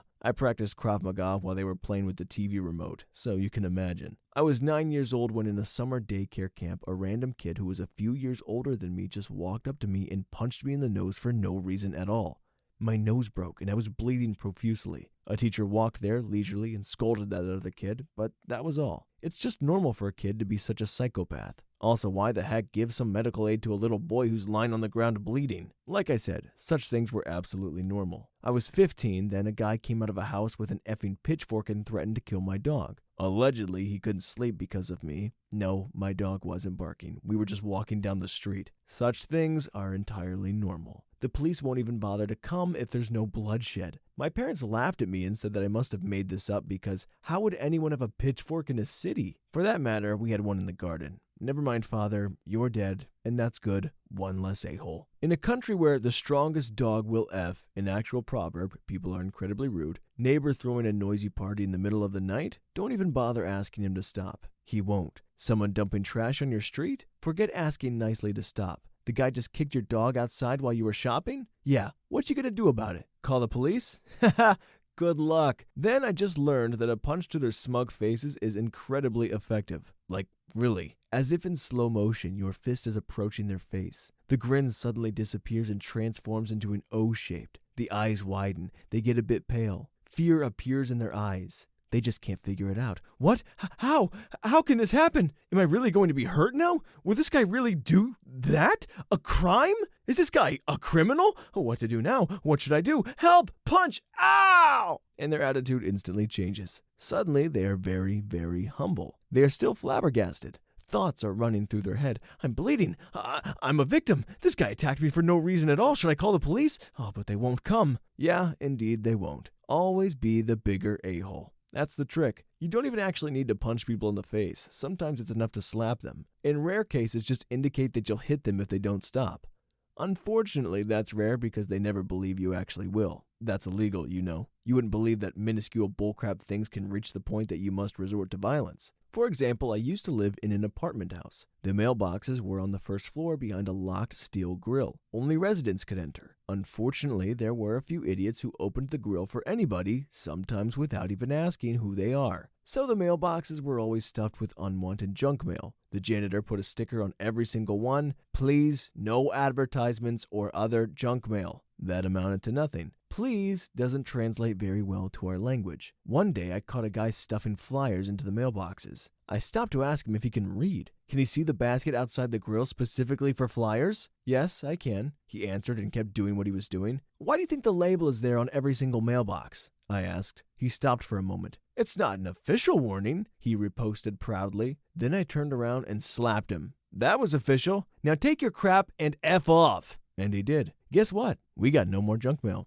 Tell me, is it normal that you have to punch someone to enforce a very simple rule of our community? Why couldn't this guy just respect the signs? Why did he have to sneak in and push those flyers on us? Or there was the guy who kicked my dog in front of the post office. He's a very well-trained dog, and he was not in his way. He just felt like tripping on him. Just to indicate his superiority, or I don't know. I walked out and stopped him. Instead of apologizing, he put on the usual smug grin and started ranting about how my dog must learn its place. He's an important man. He has places to go and has no time for me, and so on. I rarely kick a man on the ground, but I did this time. He was screaming and begging for his life. I think I broke a few ribs, and he definitely spat out a few broken teeth. But now he knows his place. He won't ever kick a dog again. I then went back to the post office and finished my transaction.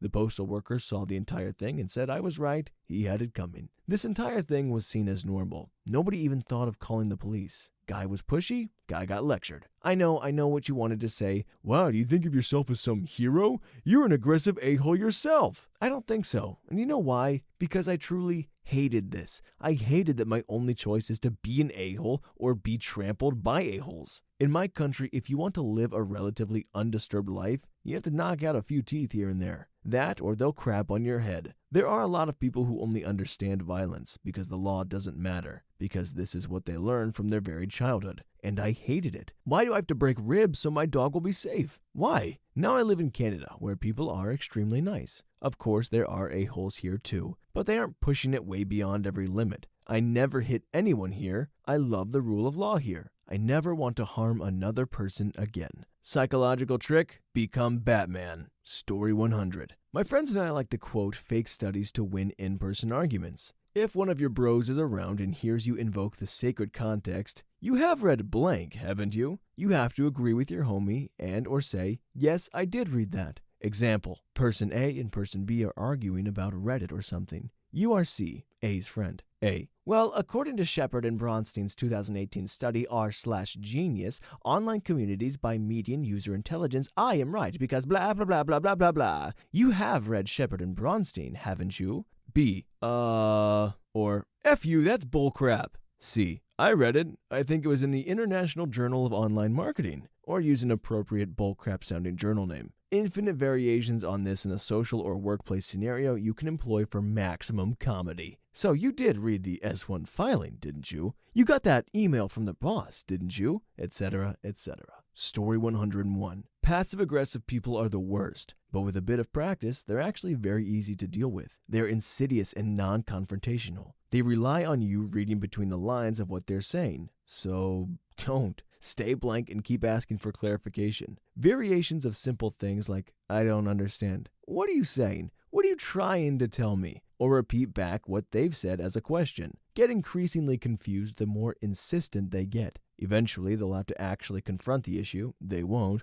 Or leave you alone. Even better. This isn't an exact script, just something to keep in mind. Like I said, it takes a little practice and a lot of knowing who and what not to give F's about. But honestly, a lot of these people are just cowards looking for an easy target. If you're not easy, you won't be a target. Story 102. My first step is to write a love letter. Here's how it goes. Dear Rosie, I know our relationship is grueling and dilapidated, causing the most struggling moments between us. My futile attempts and my lax attitude has brought this relationship to the last straw. The flaws we had were pending to inflict havoc on us. I know you feel immense misery reading this letter, but this is for the better. You deserve someone better who will treat you the right way. I don't ever want to oppress you. Then print out a page about how unloved people can die early. Here's the proof that people can die early. As a social work graduate student, I worked in a medical hospital. One of my projects included studying the revolving door patients, those individuals who came into the emergency room on a regular basis. Some of these patients came into the hospital for chronic issues, such as back pain and breathing difficulties. I identified the patients who lived alone.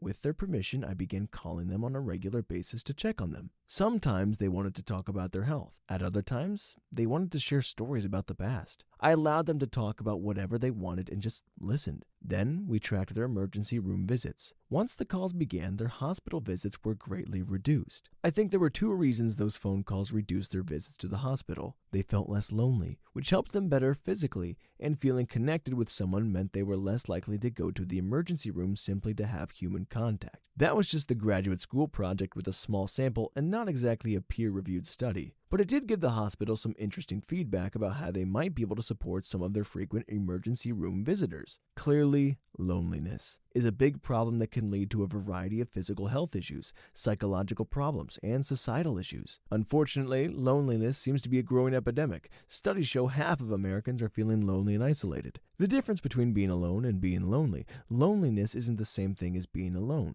Some solitude is good for you. But being alone needs to be a choice in order to be healthy. Elderly people who want companionship yet lack visitors, for example, are more likely to experience the physical and emotional effects of being alone. It's also quite possible to feel lonely even when you're around people. If you don't feel as though those around you truly understand you, or if you fear that they wouldn't accept you if they knew the real you, being around people won't necessarily resolve your feelings. Voila! I just made you read this whole thing on how lonely people die. Story 103. If you are ever dealing with a heavy interrupter, just refuse to talk, especially if they are interrupting intentionally as an arguing tactic. Just listen silently. Let them finish a point. Bonus if they ask a question. Do not talk. Silence. Eventually, they will say something like, well? Still do not speak. You need a long, uncomfortable silence. Eventually, they will say something like, are you going to say anything? At this point, just state you are waiting for them to finish. If they say they are, don't start explaining your side. Just state, because the last few times I went to speak, I interrupted you. Keep at this until they stopped. They can't interrupt you if you don't speak. They are doing it to diminish and demean you. They are trying to hold power over you. But the secret is, if you refuse to engage, they have no power. Story 104. I have the ability to do a few things.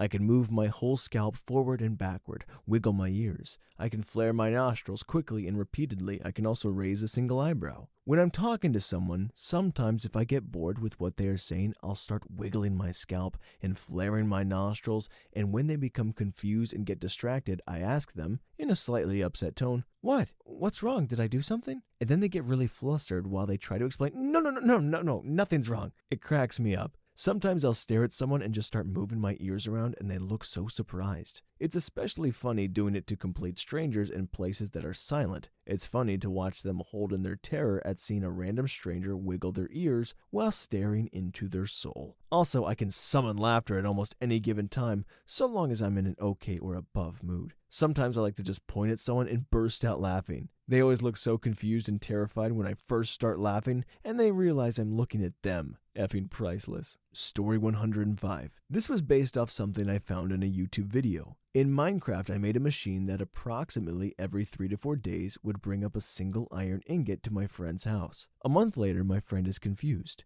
and 3 more months pass, and he is insane. Around that time, he went on a vacation, so he would be offline for about a week. I then changed the iron drop to sticks. He raged. He raged over the fact that there was a stick in his house instead of an iron ingot. A little while later, I deactivated the machine. He then got all confused. My only question is why my friend didn't mine down and see what was wrong. I checked multiple times and even made a detection system using tripwires. Yeah, that old. Nope, he just kind of accepted it. Story 106. I wear my headphones when I don't need to, like when the music is off. I do it so people won't try to strike up conversation, but I found out it can be used for another rare situation. We have a really cool science teacher, one all of us students admire. His passion for his job and his chill personality with us just makes him a gold star teacher. Even though I don't have a passion for science, he is one of my mentors. I was wearing my headphones while I was working, decided to turn off my music because it started getting boring. Our science teacher walks by while my friend was trying to talk to me. He got fed up that I wasn't responding. I wanted to work on my assignment I had to see from a not so great test we had earlier that week. Anyways, our teacher walks by and my friend starts ranting to him, saying I'm a horrible student, that I never pay attention. I might as well be thrown out of the class because I never work. This was AP Science. It would be possible for kids to be thrown out. I took off my headphones and said, funny how you can whine for 10 minutes but can't finish a 5-minute paper. Ever since I was able to tell him off, I used my headphones way more frequently. Too long didn't read. My headphones weren't playing music and I heard my friend talking crap about me to the teacher thinking I couldn't hear. I told him off. That is a fun little trick. I will say though, I don't think that's your friend, man. Story 107. This is less effing with people and more getting them to stop effing with you. Do you have that one coworker or acquaintance that always makes thinly veiled racist, sexist, homophobic, what have you jokes or comments? You know the kind. Slightly too subtle to call them out directly, but everyone knows exactly what they're getting at. Do they not seem to take the hint that you don't find that crap funny? Ask them to explain it to you. Lots of people are too cowardly to say explicitly what they are getting at, and if you're consistent about asking them to explain it, they'll eventually stop. Of course, some people will happily explain to you why they're a hateful piece of crap, in which case you can confront them about it or report it to HR, or whatever you have to do. Story 108. Not sure if I'd call this a psychological trick, but more of a prank. I've got a fake Geiger counter type app where the button on it is a pressure sensitive one, and it loudly makes a Geiger counter type sound the harder you press it. You can program it to look like it's detecting whatever you want. The screen will say whatever you type. I've played pranks on strangers before at the dog park or Home Depot where I walk up to them with this app on and pretend like it's reading them, then I talk into my Apple Watch on walkie-talkie and say, "I've located the specimen," and back off watching them. Everyone freaks out. If I let it go more than a few seconds, they get mad upset. I can hardly keep from smiling, so I always reveal it fast. Story 109. When I'm in a car with someone and we hit a red light, I pretend I can change it at will by watching the adjacent light. Once it turns yellow, I know I have a few seconds before it turns red, then another few seconds before ours turns green. I'll use this moment to say something like, "Hey, want to see something cool?" and then snap my fingers or shoot finger guns at the lights, etc. I've only had one person know how I do it, and he even just said, "Yeah," when I asked if he knew how I did it after showing him. Didn't actually say what I'm doing, so he may have lied. Other than that, everyone is confused and has no idea how I do it. I made up a long and elaborate story to my former girlfriend about how I was abducted by aliens and subjected to various experiments to see what unlocked potential our species has decided to unlock this particular ability in me for further research and yada yada. It genuinely baffles people all the time. I was more and more shocked as I discovered how many people can't figure it out, because it's a sweet gimmick I came up with just to amuse myself one day while stuck at a red light. Story 110. When I was a kid in gymnastics class, this one kid was always messing with me. One day I just started medium to him, no matter what he said or did. I would say it with different inflections, as if I was having a conversation but only ever saying medium. At first he just went on about his business, started messing with other kids. After the third day, he finally broke down and ran off the floor crying to his mother that I kept saying medium. Eventually I stopped, but years later I heard his parents had divorced. He came out as gay, ended up in a couple of mental health facilities, and that was the last I heard. I doubt the fallout in the rest of his life was a direct result of the medium incident, but a guy can dream. So stupid. Story 111. When I used to direct actors for my student films, both untrained amateurs as well as those studying theater in college, sometimes things went sideways. Even if we talked extensively before shooting and I thought we were on the same page, occasionally if I wasn't feeling their performance in the most innocent, non-condescending way possible, I would nonchalantly ask, "Is that how you're going to do it?" They'd either get super defensive and attempt to double down on it, or suddenly ask a million questions about how I wanted them to do it, which we'd have already talked about, by the way, but unless I had a specific note, I'd just go, "Oh, no, it's fine. Do it that way if you like. I was just curious." 9 times out of 10, they'd give me a completely different performance, even if they tried to keep it the same. It really wasn't meant to rattle anyone, and it was never about me being on a power trip. It was all to try and give me options during editing when things weren't going according to plan. Some actors are naturals, and you don't need to say a word. Others you can work with for days and still get usable garbage from, but overall having many subtle variations really allows you to sculpt a performance to best suit the tone of your story. That said, casting is a huge part of it. If you cast people who can't act, you don't have much to work with. If you have a talented cast who understands their characters and their motivation, get out of their way and enjoy the process of watching and working with genuine actors. Your film will be much better for it. Story 112. Just look up at the top of their forehead or slightly above their forehead and they will think that something is wrong with them. And when you want something, but you want them to think that they have a choice, give them 3 options and do the one you want them to pick at last. Their brain will start thinking about choosing between the first 2, but then eventually just go to the last one. Just keep looking at them. Maintaining eye contact for more than 3 to 5 seconds makes people really uncomfortable. This is for if you are in an office space working with someone daily. Every day move the desk or something 1 inch in any direction, and each day keep moving it 1 more inch in that same direction. Eventually, it will drive them mad. Story 113. In college, I had one friend that hated another. The hater would always ask the hatee if he was choking and make motions showing maybe his shirt was too tight and looking concerned, briefly in conversation. It was so well done that much of the time I didn't notice it. After a couple semesters, the hatee would kinda gag just seeing the hater. I finally asked the hater what gives. He told me it was his social engineering project. 17 years later, hater is a shrink. Story 114. A really effective cross-examination trick is always the best. When you know someone in authority, a manager, police officer, etc., has really messed things up and hasn't documented things, screwed up an investigation, didn't have a reason to pull someone over to begin with, the first thing you do is ask questions that let them talk about how perfect they are in their observational skills,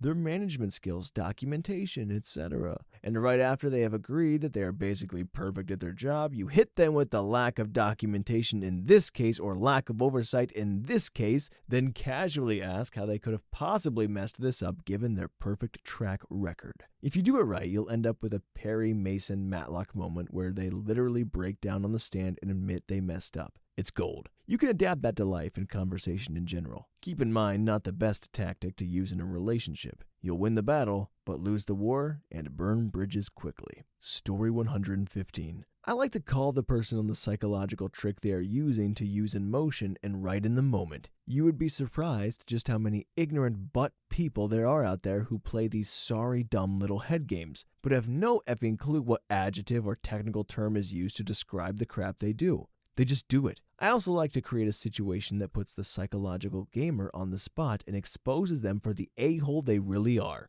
Force them to admit a truth, comply with something they are supposed to do, and render them defenseless in terms of excuses or any further games. These are the people I like to F with. Story 116. Try the response, obviously, or you would, when they do something dumb even though it's totally out of their character. Or if it is. Another would be passive-aggressive with someone, but you'll look like a jerk. One being, obviously I'll get the bill, or walk slow, and then when they get ahead of you say, always trying to get ahead. Or the classic, don't worry, I'll do XYZ. Don't worry, I got the garbage. Lastly, if you have a roommate or do something that you share, just say, don't worry, I cleaned the kitchen again. These things are so easy. I think this one's going over my head. Is the trick sarcasm? Story 117. Back in high school, a friend of mine and I would pretend to have a conversation in which we'd begin a sentence, break off part of the way through, then look solemnly and thoughtfully at each other as though we each both shared a deep, intimate understanding of something. These conversations usually went something like, suppose we...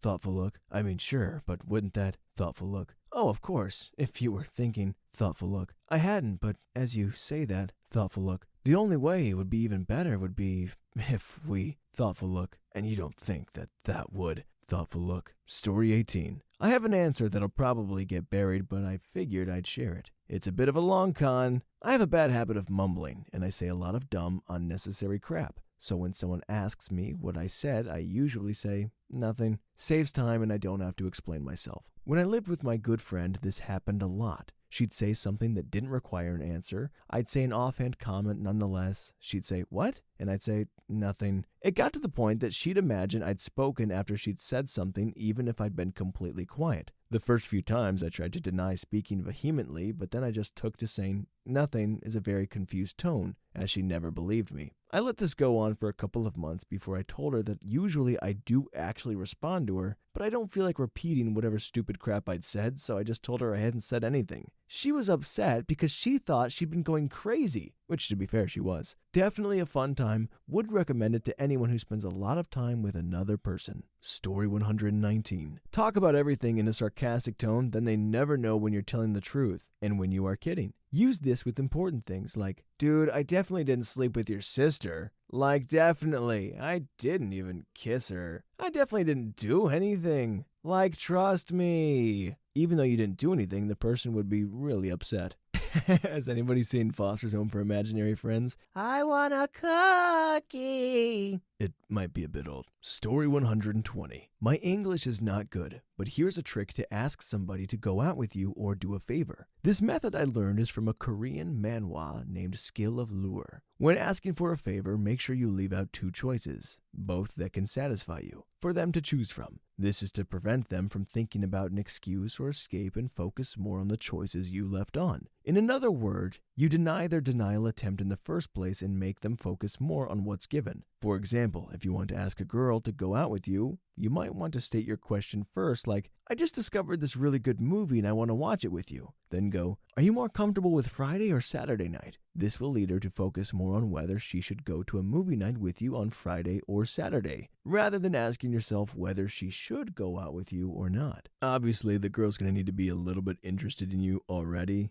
Don't think this is like a golden pickup line. Story 121. Take everything they say at face value. Be sincere. Do the best for them that you can without hurting yourself or spending money on them. Oh, you need a pencil? I thought you wanted a pen. Of course, I could bring it to you, but I know how much you hate to have attention drawn to you. Said loudly. It drives most posers around the twist because they want to explain to you what you missed. The people who aren't bothered are pretty much psychopathic. so step away from them. Story 122. I read this story on Reddit about a guy who parked his car so it took multiple spots on the parking lot, which made him kinda mad.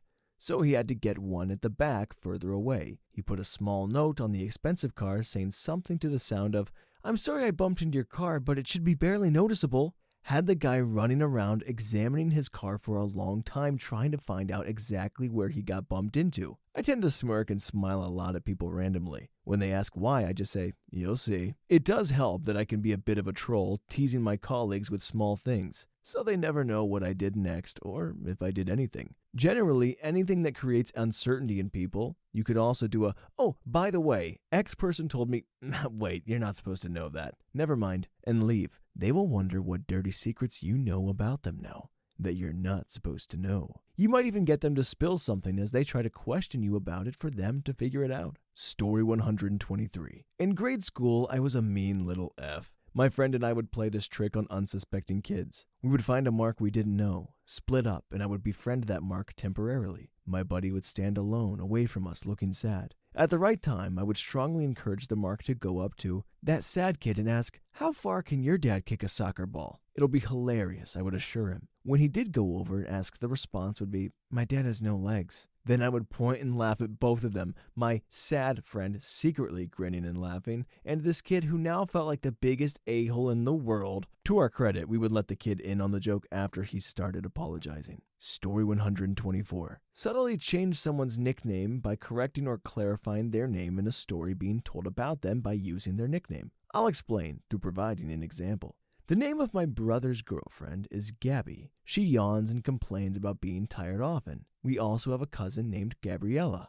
When my brother would tell stories about his girlfriend, I'd briefly interrupt when he'd say her name and quickly say, "Sleepy Gab?" to clarify who he was talking about, even though it was obvious it was about his girlfriend and not our cousin. It was always subtle and not highlighted at any point that I called her Sleepy Gab. I'd simply carry on in the conversation but refer to her as Sleepy Gab without bringing attention to it. Before long, when I'd ask for clarification in stories like before, I'd say, "Sleepy Gab?" And he'd instantly reply, almost subconsciously, "Yeah, Sleepy Gab." Her nickname is now Sleepy Gab. It's something everyone calls her. No one who regularly refers to her as that really knows where it came from, except my wife and other brother who also help subtly. They all simply refer to her always being called Sleepy Gab. Okay, that one's kind of awesome. You know, as long as her feelings aren't hurt. Like, that's a fun family thing to do. Story 125. This is a great one if you ever get in line behind someone buying either a ton of scratch-off tickets or lottery tickets. What you are going to want to do is wait till they are finished and on their way out and buy only one for yourself. Be sure they are within earshot and say loudly to the cashier, "I don't know why, but I was watching that other guy or gal buy all those things and I heard this voice in my head say very clearly, 1 more." It's so weird because I've never gambled in my life, but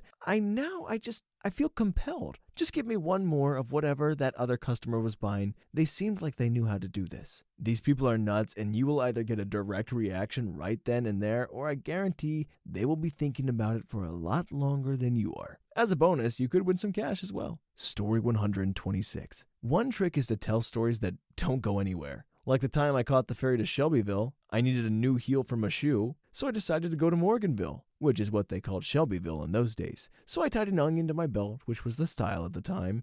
Now to take the ferry cost a nickel, and in those days nickels had pictures of bumblebees on them. "Give me 5 bees for a quarter," you'd say. Now where were we? Oh yeah, the important thing was that I had an onion on my belt, which was the style at the time, but I didn't have any white onions because, you know, the war. The only thing you could get was those big yellow ones.